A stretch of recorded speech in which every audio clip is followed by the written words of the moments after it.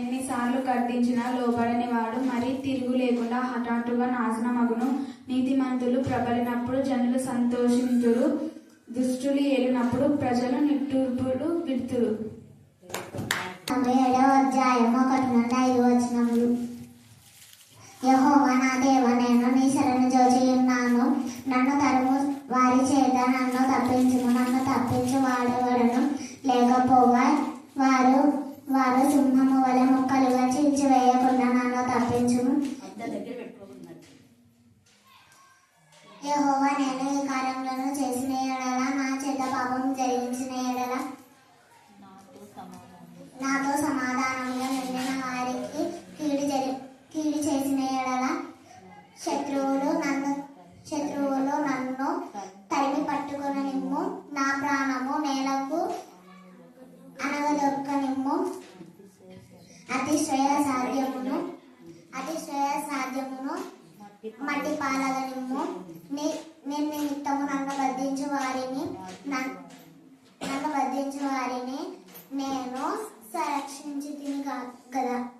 7వ అధ్యాయము 4వ వచనము. అన్యుల దేశములో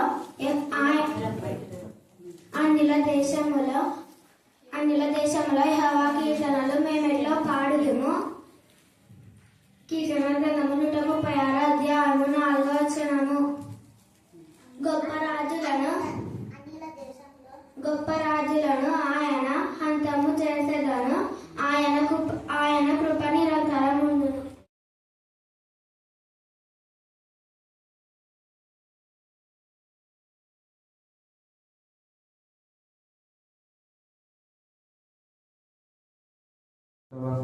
మీరు చూపించే ఉచితమైన ప్రేమను బట్టి, దయను బట్టి, జాలిని బట్టి, నీ కనికరాన్ని బట్టి నీకు వందనాలు, స్తుతులు స్తోత్రాలు చెల్లించుకుంటున్న ప్రభా. క్రమంగా నిరాటంకంగా మీరు జరిగించున్న ఈ సేవ కార్యక్రమం అందరిని బట్టి నీకు వందనాలు, స్తుతులు స్తోత్రాలు చెల్లించుకుంటున్న ప్రభా.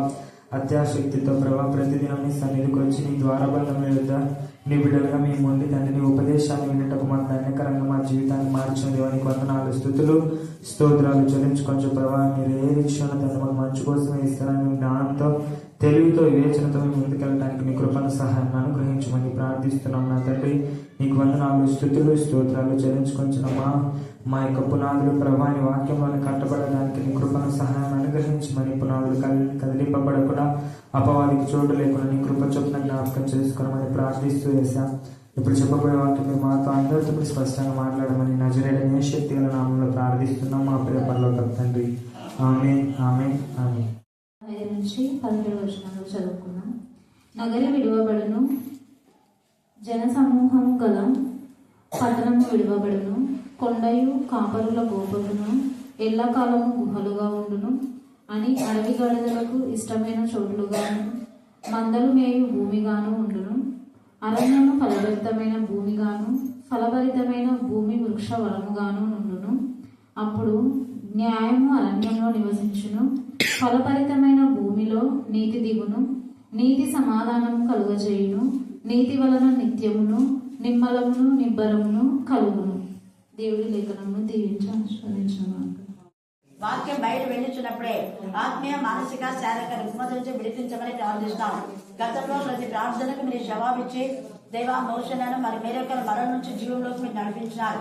ఎంతమంది బిడ్డలకు మీరు ఇచ్చిన స్వస్థతను బట్టి, ఉద్యోగాలు బట్టి, దేవా వారి జీవితంలో మీరు ఇచ్చిన ఆశీర్వాదాలను బట్టి ఫలించని గర్భంలో ఫలించడానికి కృప దయచేసిన దేవా స్తోత్రం. అనేక మంది అన్ని జనుల ప్రవాహం లాగా మీరు నడిపించారు. వారితో ఏ ఒక్కరు పడిపోకుండా మీరే మీ జ్ఞానాత్మత నింపమని ప్రార్థిస్తున్నాం. దేవ యొక్క స్త్రీల సమాజంలో అందరు అనేకులు చిన్న బిడ్డలు, దేవ నా ప్రభా యవన బిడ్డలు, అందరి వృద్ధులు అందరూ కలిసి నిన్ను స్థుతించగలుగుతున్నందుకు మేము స్థుతిస్తున్నాం. మీరు ఇచ్చిన శ్రేష్టమైన సమయాన్ని బట్టి మేము స్థుతిస్తున్నాం. పాడిన వారిని బట్టి, ప్రార్థించి వారిని బట్టి, దేవా వాక్యం చదివిన వీళ్ళందరూ కూడా నీ జ్ఞానాత్మత నింపమని ప్రార్థిస్తున్నాం. అంధకార చేసేట్లన్నీ కూడా ఏ స్థానాన్ని గమనించి ప్రార్థనగా బంధించమని ప్రార్థిస్తున్నాం. దేవా మీకే స్తోత్రం. ఈ యొక్క రాత్రి కాల సమయంలో నాతో మాత్రం మీరే మాట్లాడుతున్నారు. మీరే మాకు బోధులుగా ఉన్నారు, మీరే ప్రధాన కాపరిగా ఉన్నారు, మీరే యజమానిగా ఉన్నారు, మీరే నిజమైన కాపరి. దేవా మందరు మా ప్రభావం కాల్చే నిజమైన కాపరి, మందని బలపరిచే కాపరి. మందరి నా ప్రభా శక్తివంతులుగా చేసే కాపరి ప్రభా స్తోత్ర. మందరు సింహం నోట నుంచి కాపాడే దేవా నా ప్రభా కాపరిగా ఉన్నందుకు మేము స్తుతిస్తూ మా మంచి కాపరిగా నేను స్తుతిస్తూ నా చేసినామని ప్రార్థిస్తున్నాం తండ్రి. ఆమేన్ ఆమేన్ ఆమేన్. చిన్నారులు వచ్చి టీచర్ ఇంకా గట్టిగా చెప్పండి టీచర్, ఇంకా బాగా వినపడాలి అన్నాడు. అంటే నేనే కొంచెం సౌండ్ తగ్గించిన. ఎందుకు టీచర్, ఎందుకు తగ్గించారా సౌండ్? ఇంకా పెద్దగా పెట్టండి అన్నాడు. సర్లే అన్నా. ఎందుకు చెప్తున్నా అంటే అనేక మంది వింటున్నారు. నేను వచ్చినప్పుడు చాలా మంది పాటలు మీతో పాటు పాడుతున్నారు అక్కడ. అదే అబ్బా వాళ్ళంతా మీరు పాడుతున్నారు, మీతో పాటు వాళ్ళు కూడా పాడుతున్నారు. స్తోత్రం. ఈ యొక్క సమయమందు 2026 మొదటి మంగళవార దినమందు తండ్రి అయిన దేవుడు మనందరితో నీతి సమాధానము కలగ చేయను. ఏంటి చెప్పండి? మళ్ళీ చెప్పాలా? నీతి సమాధానం కలగ చేయను అని ఇక్కడ యెషయా 32 రాశారు. ఎందుకు ఈ మాట రాశారంటే పైన చాలా మంది స్త్రీలు దేవుని యందు భయము భక్తి లేకుండా దేవునికి విరోధమైన విధానంలో ఉన్నారు. ఏం పర్వాలేదులే, మా బలగం ఉంది, మా సొత్తులు ఉన్నారు అని అనుకుంటున్నారు.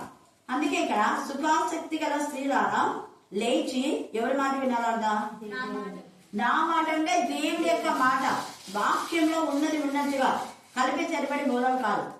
మళ్ళీ నిశ్చింతగానున్న కుమార్తెలారా నా మాట వినుడి.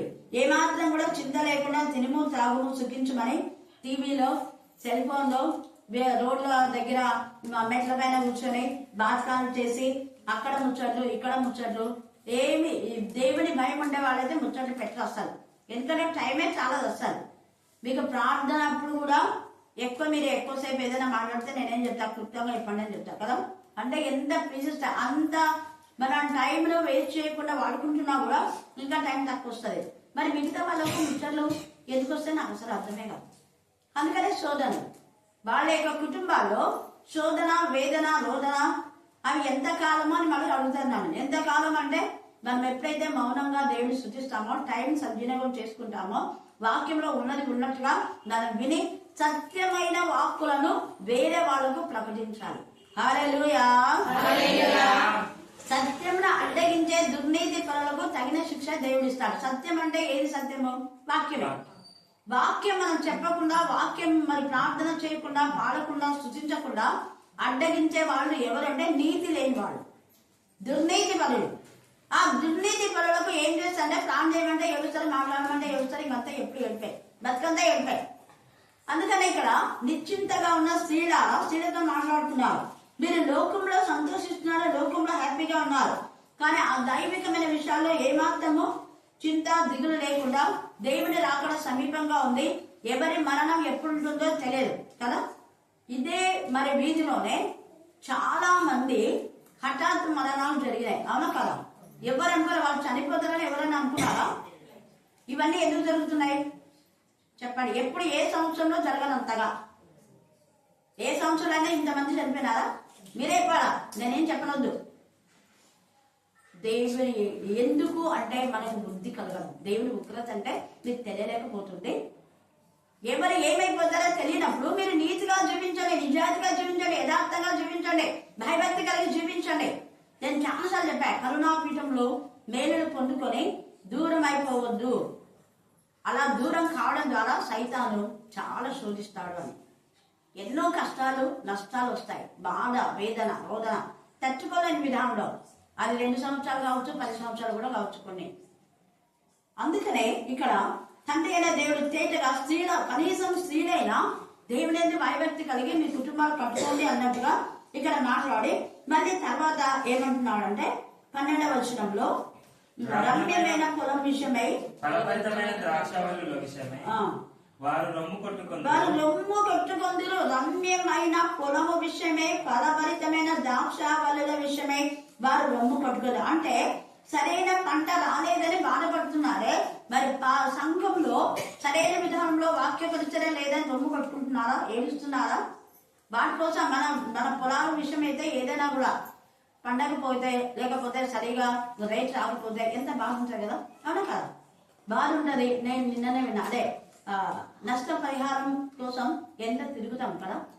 తర్వాత పిల్లలకు ఆరోగ్యం బాగోకపోతే ఊరుకుంటామా? ఊరుకో.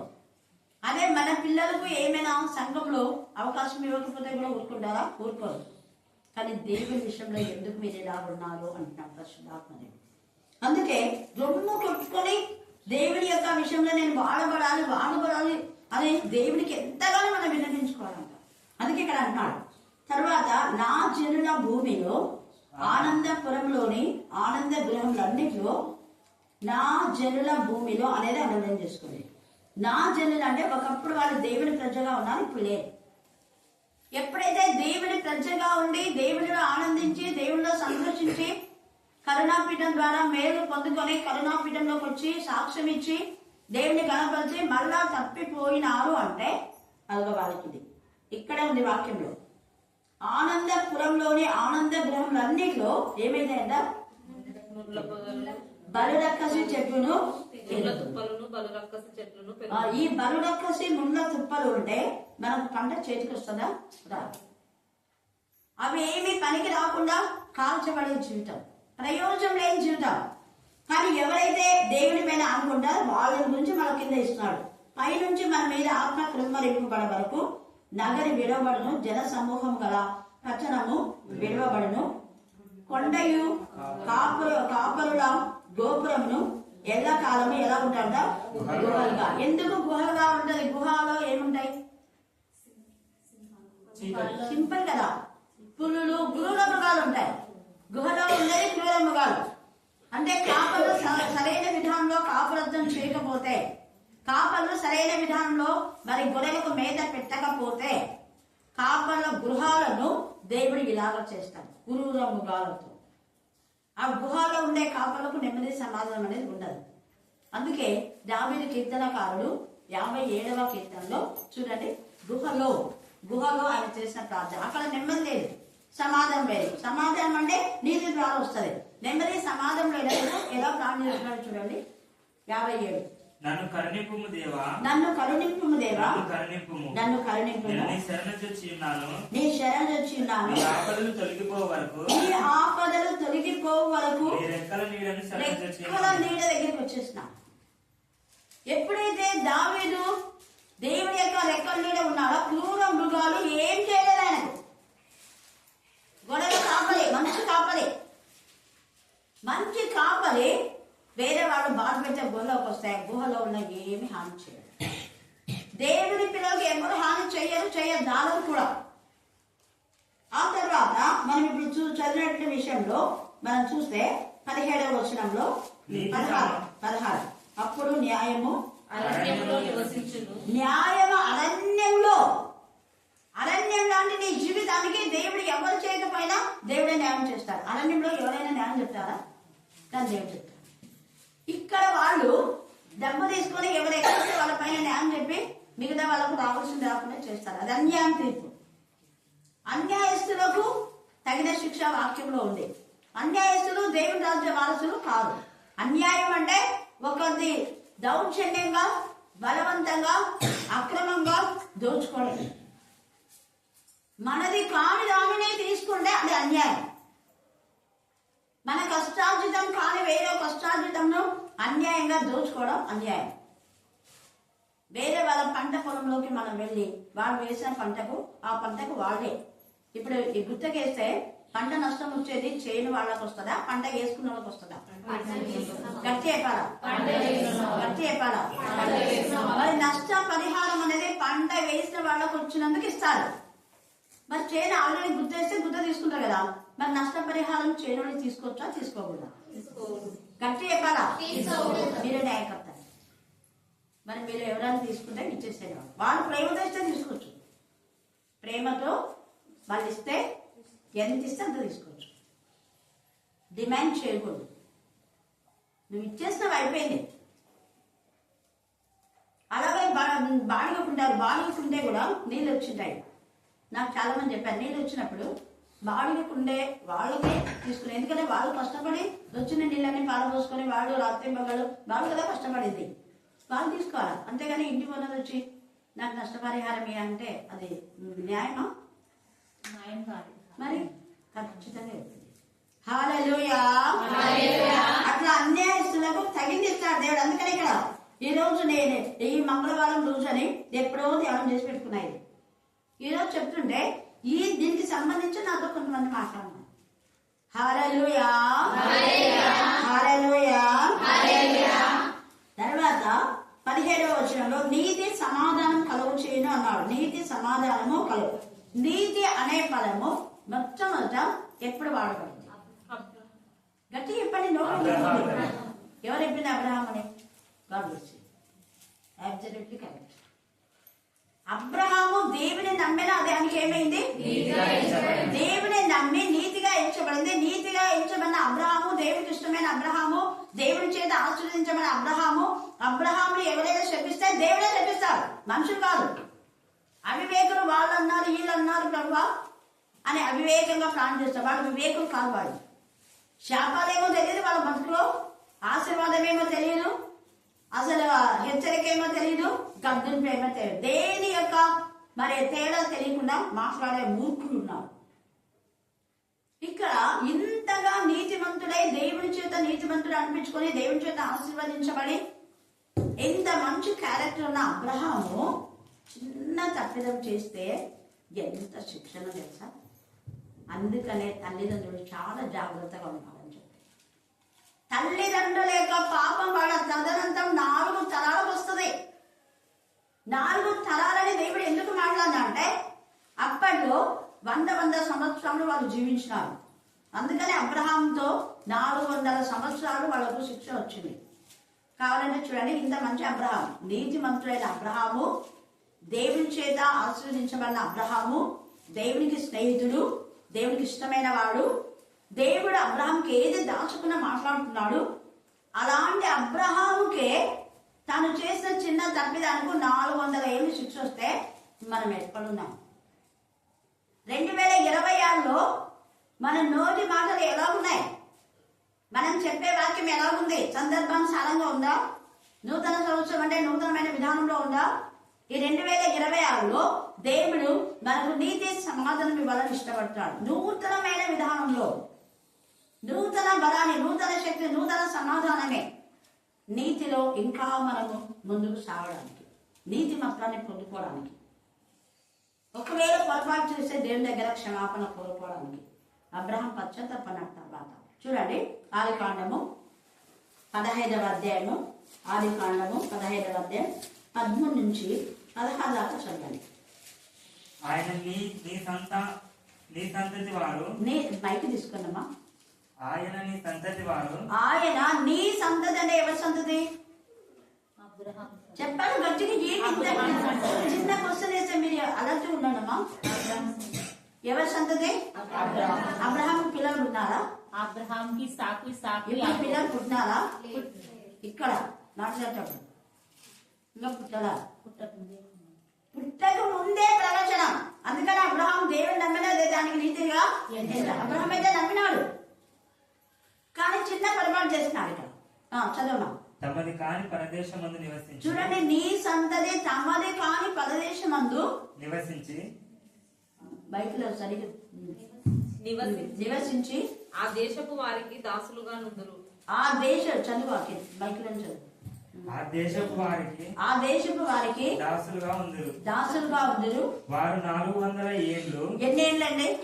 అందరూ అండర్లైన్ చేసుకోండి.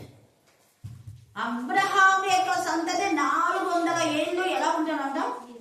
చదవమా. దేవుని శ్రమ పెట్టదురు. ఎవరిని శ్రమ పెడతారు? అబ్రహాం యొక్క సంతతిని. వీరు ఎవరికి దాసులవుదురో ఆ ఆ జనములకు నేనే తీర్పు తీర్స్తా. మళ్ళీ చదువు. వీరు ఎవరికి దాసులవుదురో వీరు ఎవరికి దాసులు అంటే దాసులుగా చేసిన వాళ్ళను దేవుడు శిక్షించబోతున్నాడు. రోషం కదా అబ్రహాం సంతతి, నీతిమంతుడైన అబ్రహాం సంతతి, నేను ఏర్పాటు చేసుకున్న అబ్రహాము తన సంతతి, నా పిల్లలను మీరు దాసులుగా చేసుకుంటారా? అబ్రహాం చేసిన పొరపాటుకు దాసులుగా చేసే దేవుడే మళ్ళీ ఎవరు దాసులుగా ఉంటారో వాళ్ళని శిక్షించబోతున్నారు. ఎవరి కింద అయితే దాసులుగా ఉన్నప్పుడు వాళ్ళు రాజులాగానే చూడాలని దేవుని ఉద్దేశం. కానీ వాళ్ళని కష్టపెట్టే దేవుని ప్రజలు భయంకరమైన ఉగ్రత. చదవమ్మా. ఆ జనమునకు నేనే తీర్పు తీర్చు. ఆ జనములకు ఏ జనమునకు? బాధ పెట్టిన వారు. అది ఎంత బాగా చెప్తుంది రోజుమని. మీరంతా రెస్పాండ్ ఇవ్వడం అది బాగా చదవండి. ఇంటి దగ్గర 10 సార్లు కానీ 100 సార్లు కానీ చదవండి. మీకు దేవుడు మీతో మాట్లాడతాడు. ఎవరైతే దేవుడే చెప్తున్నాడు ఇక్కడ 400 సంవత్సరములు నీ సంతతి వాళ్ళు అక్కడ ఉండాలి దాసులుగా. కానీ నీ సంతతిని ఎవరైతే దాసులుగా చేసి బాధ పెడుతున్నారో వాళ్లకు దేవుడు ఏం చేస్తాడంట? తీర్పు తీరుస్తాడంట. అండర్లైన్ చేసుకోండి. దేవుడు తీర్పు తీర్చేవాడు. ఆ తీర్పు చాలా భయంకరంగా ఉంటది. అయితే వెంటనే రా తీర్పు. మళ్ళీ కింద చదవండి.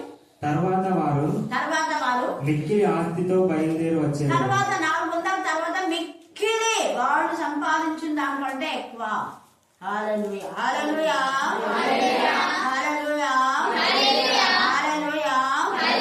మిక్కిలి ఆస్తితో బయలుదేరి వచ్చేదరు. నీవు క్షేమంగా నీ పితరుల ఎదురు పోయేదవు. నువ్వు క్షేమంగా, నీకేం బాధలేదు, క్షేమంగా పితరుల దగ్గరికి పోయేదవు. మంచి వృద్ధాప్యమందు పాతి పెట్టబడదు. మంచి వృద్ధాప్యమందు అకాల మరణం రావు నీకు. దేవుని యందు వైభక్తి గల బిడ్డలకు అకాల మరణం రాదు. వృద్ధాప్యము అంటే 60 ఏళ్ళు 70 ఏళ్ళ తర్వాత దైవికమైన విధానంలో మరణం పడదు. ఎందుకంటే దేవుడు చెప్పినాడు మానవుని యొక్క ఆయుష్ 70 లేక 60 లేక 70.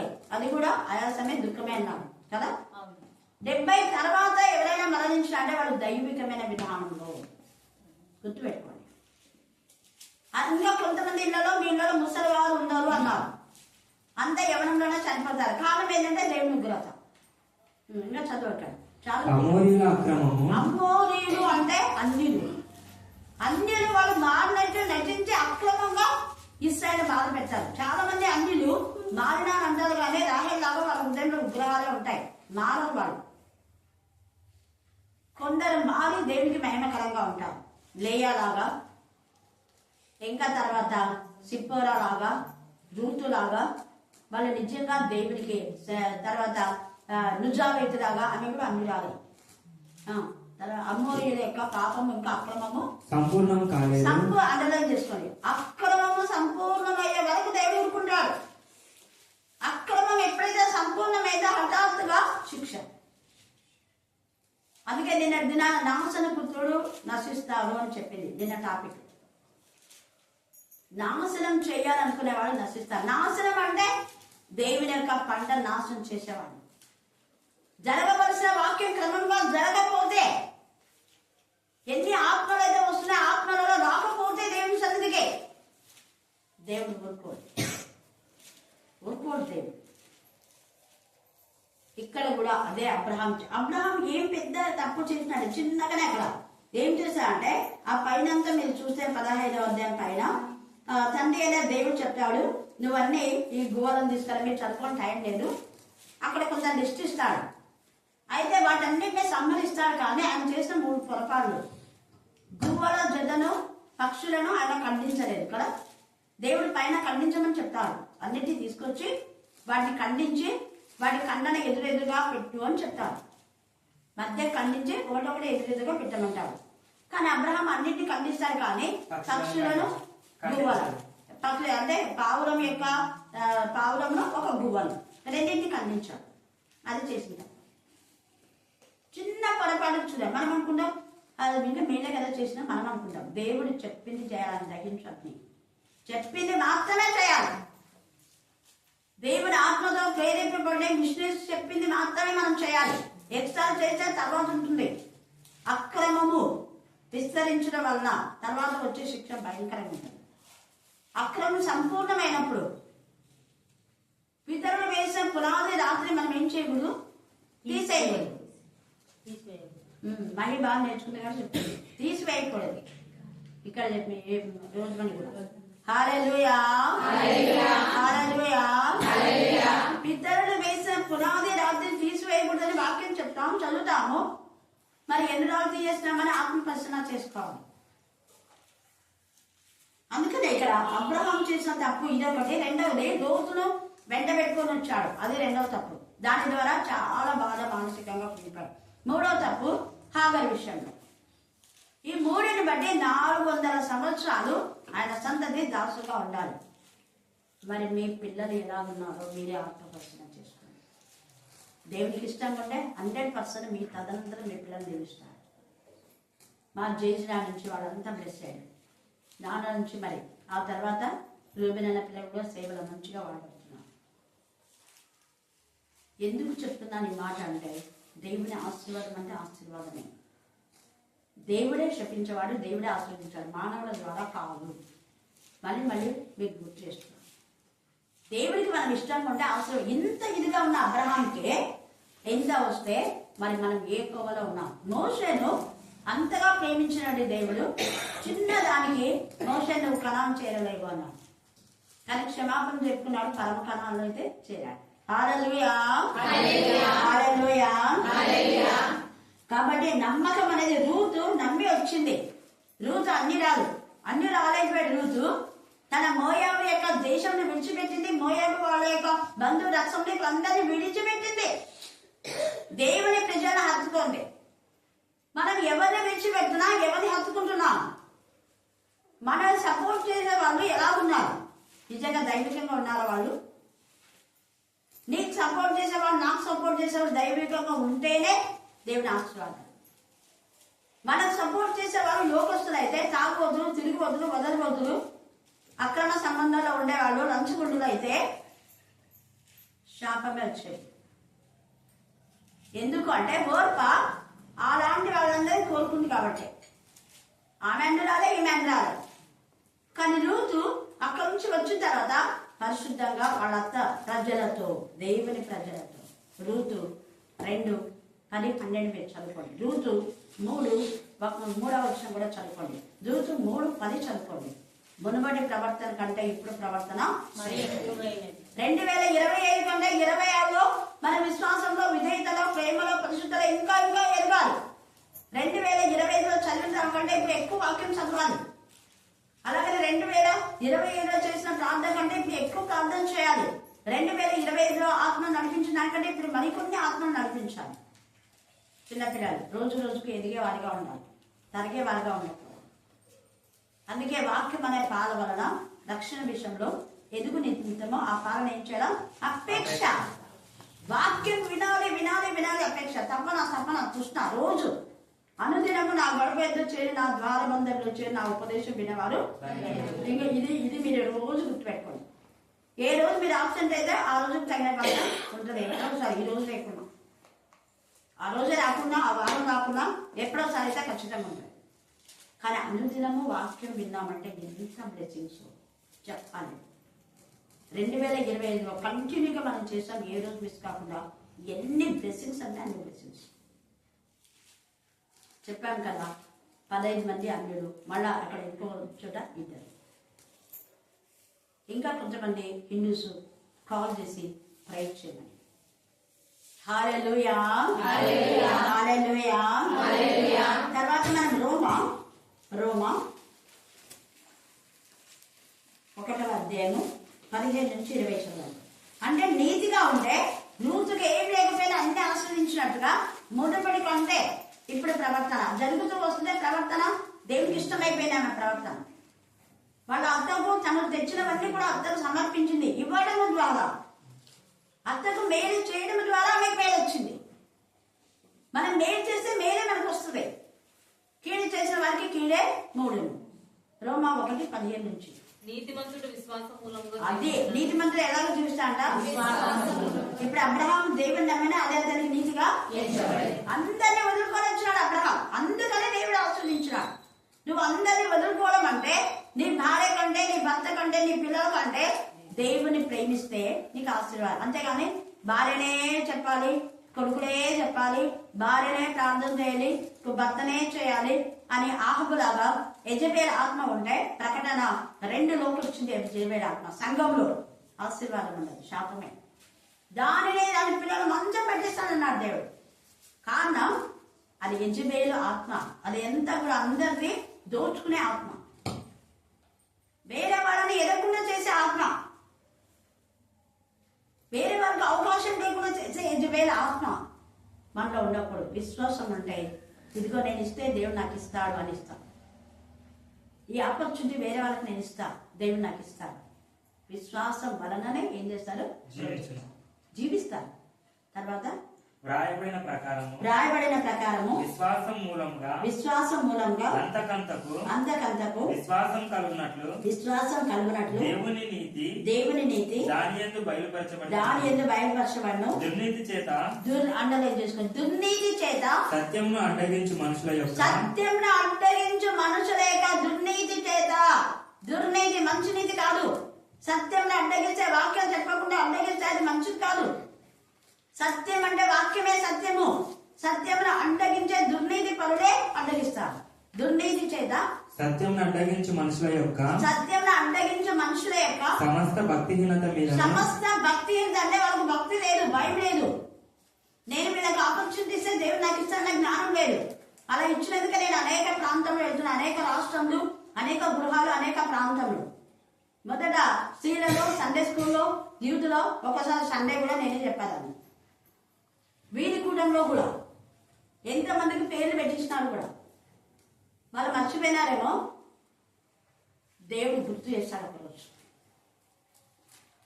నేను ఎన్నిసార్లు అంకుల్ మీరే పెట్టండి అంటే కూడా లేదమ్మా నువ్వు పెట్టు. ఇప్పుడే వాళ్ళకు ఉద్యోగాలు కూడా వచ్చినాయి. సొలొమోన్ బిడ్డకు, సుధాకర్ బిడ్డకు, ఇక్కడ సుధాకర్ కోళ్ళు, మరి కోళ్ళకు మతుకుందో లేదో నాకు తెలియదు. ఇంకా చాలా మందికి ఉదాహరణకు మీకు కొన్ని చెప్పిన. అయితే నేను తర్వాత మీరు ఆత్మీయంగా ఉన్నారు, మీరే చెప్పండి. వీరి కుడికలు మీరే యూత్లో చెప్పండి. స్త్రీలలో ఒక్క వారమే నేను తీసుకునేది. సండే స్కూల్ వాళ్ళకి మొత్తం అప్పగించేసిన. వద్దమ్మా మీరే చెప్పాలి. జస్ట్ నేను ప్రేర్ చేస్తాను అంతే. కొంతకాలం వరకు పెద్ద పిల్లలు మాత్రం పంపిస్తాను. నేను మాకు ఇన్నరాక నువ్వు తీసుకో అనేసి నేను మళ్ళీ వాళ్ళకు వాక్యం చెప్పి చర్చి పంపించేదాన్ని. హల్లెలూయా, హల్లెలూయా, హల్లెలూయా. దుర్నీతిని చూడండి, తేటగా మాట్లాడుతున్నాం. తర్వాత దుర్నీతి మీదను దేవుని కోపము పరలోకం నుండి దేవుని కోపం వస్తుంది. ఎవరు శాపాలు? దేవుని కోపం పరలోకం నుంచి వస్తుంది. అది తెలుసుకోలేకపోతున్నారు. పరలోకం నుంచి దిగి వస్తుంది దేవుని కోపం. తర్వాత ఎందుకనగా దేవుని గూర్చి తెలియక, అది తేటగా దేవుని గురించి తెలియక సత్యమైనదేదో అది వారి మధ్య విషదమై ఉన్నది. విషదమై తేటగా చెప్పారు. వీళ్ళు ఇది చేయాలని వాళ్ళు చెప్పేశారు ఆల్రెడీ. ఇంకా దేవుడు అది వారికి విషదపరచెను. ఆయన అదృశ్య లక్షణములు అనగా ఆయన నిత్య శక్తియు దేవత్వమును జగదుత్పత్తి మొదలుకొని సృష్టింపబడిన వస్తువులను ఆలోచించుట వలన తేటపడుచున్నవి గనుక. ఆలోచిస్తే ఇంగిత జ్ఞానం ఉంటే ఆలోచిస్తారు. అదే 48 ఏషియాలో నీతి సమాధానము ప్రవాహం లాగా వస్తుంట. మీరు 48:15 చెప్పుకోండి. ఏషియా 48:15లో నీతి సమాధానం నది వలె సమాధానం పొంది పారుతుంది. ఎవరికి అంటే రూతు లాంటి వాళ్లకు, దెబోరా లాంటి వాళ్లకు, దేవుని పైన హత్తుకొని ఆనుకొని జీవించే వాళ్లకు, ఎక్కెబేద్ లాంటి వాళ్లకు, వీళ్ళందరికీ కూడా నీతి సమాధానం ఇచ్చింది. ఆమె దేవుని నమ్మింది. తన కుమార్ని ఆ యొక్క మరి జిగురు అవన్నీ పూసి ఆ పెట్టిలో పెట్టింది. అదే కుమారుని దక్కి ఆమె పెంచి పెద్ద చేసి రోషం కూడా దేవుని కుమారుగా తయారు చేసింది. బ్రతికింది. అందుకే కొడుకు బ్రతికాడు, ఆమె బ్రతికింది, కూతురు బ్రతికింది. నీతి నమ్మకం అనేది మనకు జీవాన్ని ఇస్తుంది. దేవుడు ఈ లేఖన భాగం దీవించి ఆశీర్వదించుగాక. ఆమేన్, ఆమేన్.